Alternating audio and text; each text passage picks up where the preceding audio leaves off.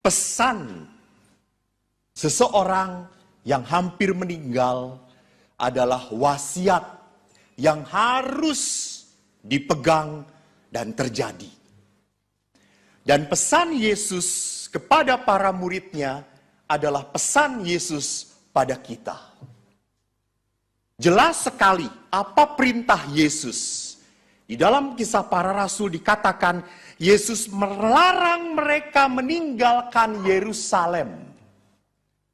Menyuruh mereka tinggal di situ menantikan janji Bapa. Apa janji Bapa? Nah ini kalau ngomong di depan orang Katolik ini.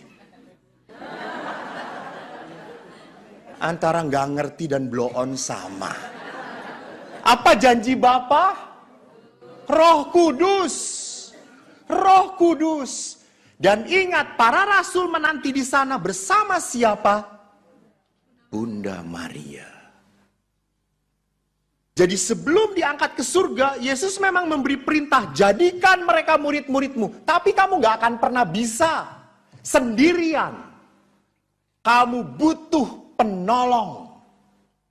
Siapa penolong itu kalau bukan Roh Kudus? Maka menarik tadi apa yang disaringkan oleh Bruder. Karya kami bukan semata-mata karya manusia. Kalau menurut hitungan manajemen manusia, nggak cucok. You know nggak cucok? Itu bahasa Jerman. Nggak pas. Tetapi kami memanage ini dengan kuasa Allah. Jadi manusia itu harus hidup bukan semata-mata karena realita. Bukan. Romo takut sekarang semuanya keras, ditindas. Sehingga kami gak ngerti, gak mau berbuat apa-apa. Ini orang yang hanya hidup karena realita. Kalau Anda punya iman, Anda harus berani hidup karena harapan. Jadi kalau orang hanya melihat realita, kita makin khawatir. Makin gak bisa apa-apa. Gak mungkin. Kita tidak tahu bahwa ada tangan Allah yang lebih berkuasa dari otak Anda yang maha kecil itu. Sudah maha kecil kosong lagi. Isinya cuma konsumsi.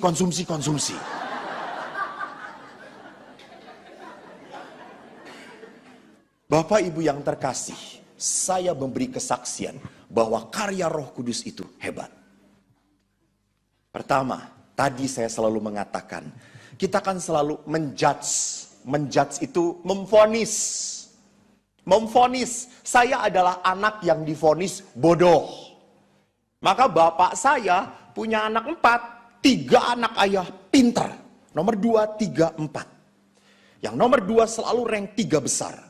Nomor 1 ranking 1. Nomor 4 10 besar. Nomor 1. Ini anak yang paling dicintai Tuhan.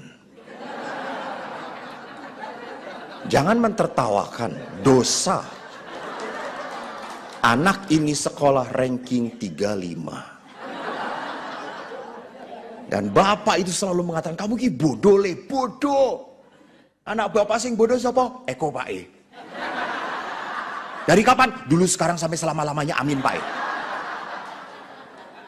Sehingga saya minder karena dicap bodoh. Saya teringat sekali waktu saya kelas 5. Saya ulang tahun. Saya sudah bisa naik sepeda. Saya datangi ayah. Ayah, belikanlah saya sepeda. Saya sudah bisa naik sepeda ayah. Saya mau ulang tahun. Beri hadiah.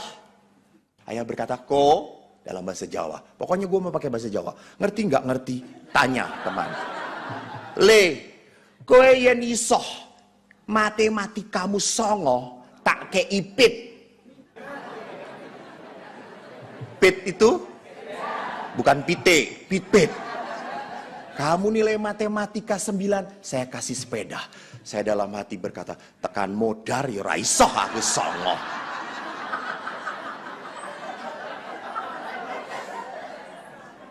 Bulan berikutnya, dan saya tidak dapat sepeda.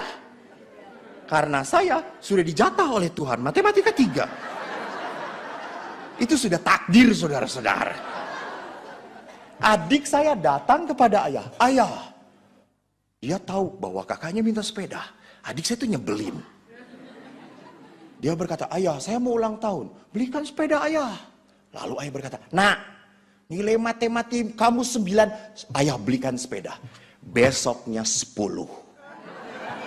Dan ayah belikan sepeda dia. Jengkel. Kecewa. Dan kekecewaan itu terpatri terus sampai hati saya. Dia mengatakan, saya balas. Akhirnya setelah saya jadi pastor, saya balas. Apa yang saya lakukan? Saya nabung. Saya beli sepeda yang terbaik. Saya berikan pada ayah. Ayah, untuk ayah. Gak perlu nilai 9 sepeda, kasih. Dan adik saya yang diberi hadiah gak pernah memberi ayah. Yang bodoh. Dan saya suka sedih kalau om-om kumpul-kumpul itu kan selalu membanding-bandingkan anak-anaknya tuh. Oh, anak tante sekian, anak om sekian. Om saya tuh selalu teriak, kok ranking berapa kok? 35 om. Masih? Wah, itu sudah dari sononya. Tapi maaf, sekarang om-om saya itu cari nasihat pada siapa?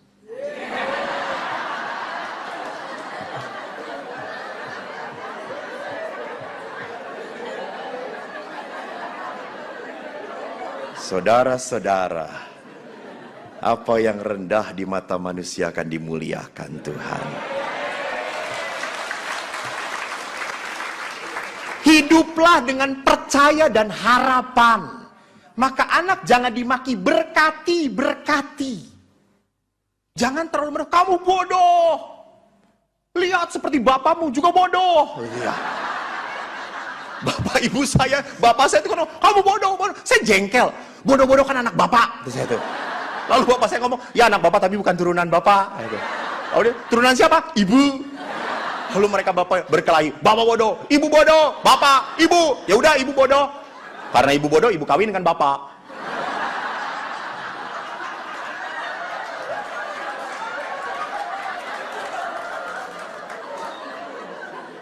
Jadi bapak ibu tolong berkati. Orang yang memberkati adalah orang yang hidup dengan harapan. Harapan lebih kuat daripada kekhawatiran. Dan sekali lagi, siapa yang bisa memampukan saya seperti itu? Roh Kudus. Maka bagaimana orang mau bisa bekerja dengan Roh Kudus kalau tidak berkaca pada Bunda Maria? Bunda Maria selalu tangannya terkatup berdoa. Dia tahu dia ini hamba. Kalau Bunda Maria hamba, kita ini kacung. Saya suka kaget tuh. Saya hamba Allah. Romo siapa? Kacung. Ada saya tuh. Jadi lebih blow on.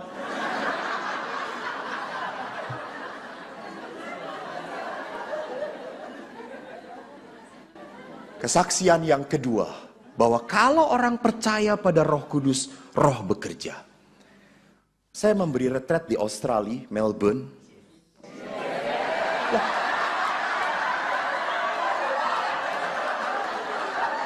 Saya kesini sih hanya ece-ece.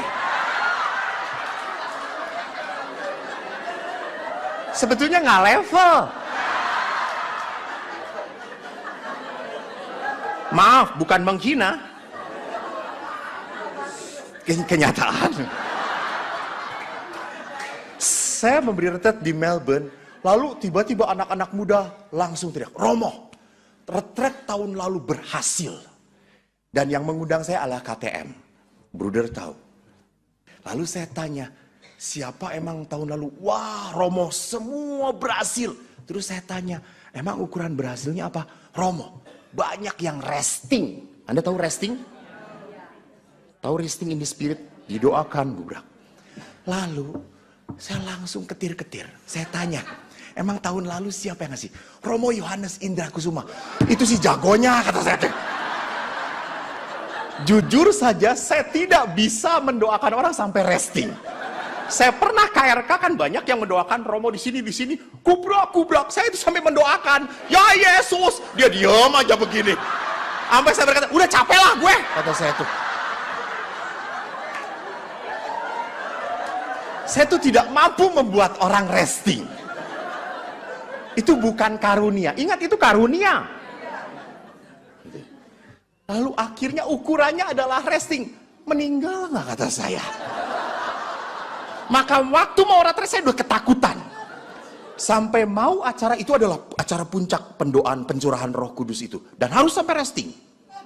Sampai saya berdoa kepada Sakramen Maha Kudus. Tuhan, tolonglah hambamu ini. Tolong sedikit. Kalau nggak banyak resting, gua nggak diundang lagi, Tuhan. Kalau nggak ke Jakarta sih nggak apa-apa. Australia, jalan-jalan coy.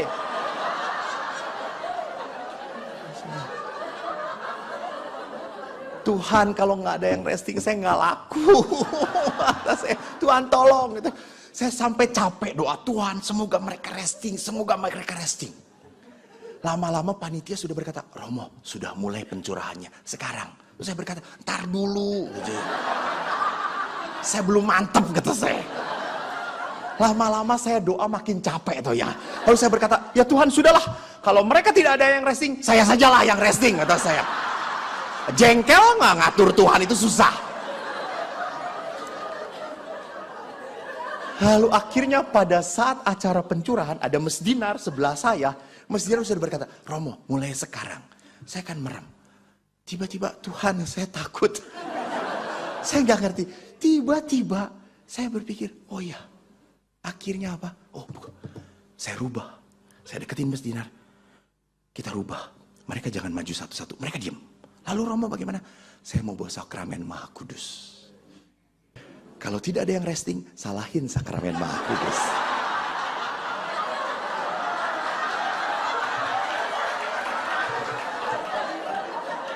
Bruder, jangan dilaporkan ke Roma ya, bruder.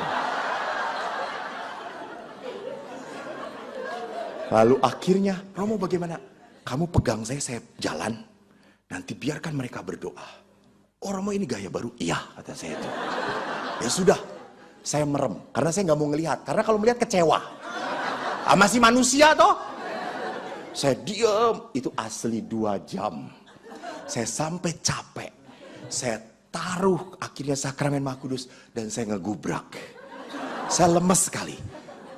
Setelah itu saya berdoa. Sudahlah, terjadilah. Gua nggak laku nggak apa-apa, kata saya itu. Yang penting selesai. Setelah berdoa, saya keluar, semua panitia datang kepada saya. Romo, dahsyat. Terus saya tanya, emang kenapa semua resting Romo? Romo diurapi ya? Saya berkata, bukan. Itu karya Roh Kudus.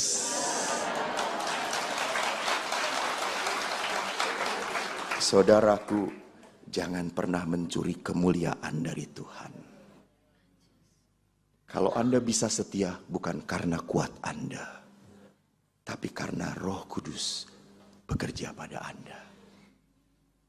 Mari kita memulai novena, agar pada saat hari Pantekosta nanti, Roh Kudus pun tercurah atas hati kita.